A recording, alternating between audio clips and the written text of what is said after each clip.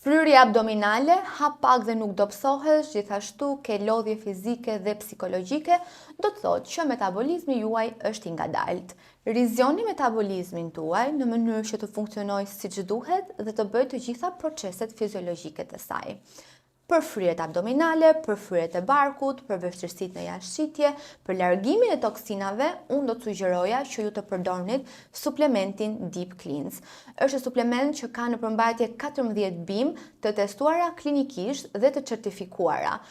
Përmban klorelën, spirulinën, zinkun, selenin, silimarinën, pra bimë medicinale që njihen klinikisht për vetitë e tyre pastruese dhe detoksifikuese të organizmit.